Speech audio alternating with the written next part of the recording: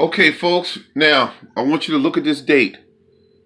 That's when they were put in. Silver Queen corn, peaches and cream corn. Okay? Um, Look, my method of setting the seeds right on top has got me corn germinated all the way. It's up now. So it got to come off the heat mat. It's got to go under the lights. And they're gonna be out of the ground getting big quick. And this is exciting, folks. My method of sitting the kernel right on top works faster than if you put them in the ground. You got to make certain that you try this method and look at my other videos. You'll see that it works. It's very effective. It's just sitting them on top. See this right here? That's just sitting on top. It will drill its way into the soil and be anchored just as though you planted it down into the soil. I've had much success. I did this way. That's peas. All of these tomatoes were done that way. They were done that way.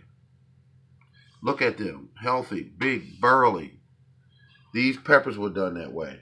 They're young, but they were done that way. Do you see any difference in them? No, because they will find their way into the ground. This one here is getting watered, so it gets watered into a pot. That was grown that way. Everything was grown this way, folks. These tomatoes here was grown that way. And you see what I'm doing here? I'm growing everything in bulk. This was grown all together in a little tiny little 3-inch pot. Look at all the tomatoes I got here. I got 1, 2, 3, 4, 5, 6, 7, 8, 9, 10, 11, 12, 13, 14, 15, 16, 17, 18. 18 plants in there, folks. 18 plants. And they'll go right from this right into the ground. I kid you not. Watermelons, cantaloupe, all seeds just sit on top. And it's the method that I came up with. And it works. It's effective.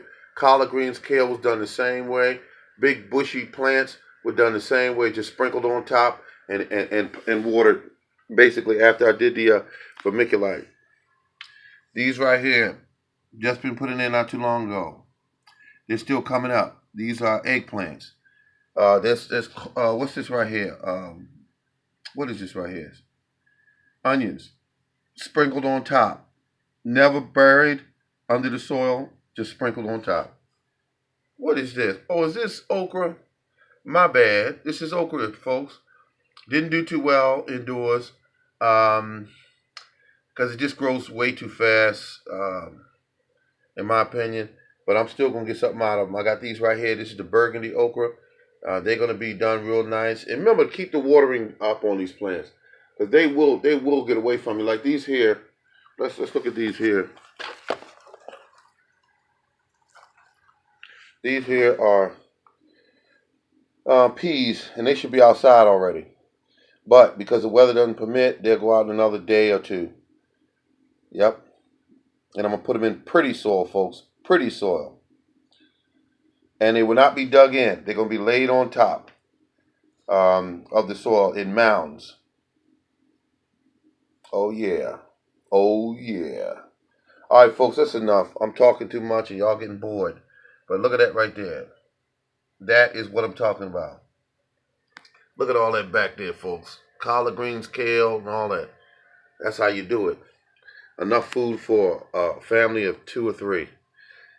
All them tomatoes back there, peppers.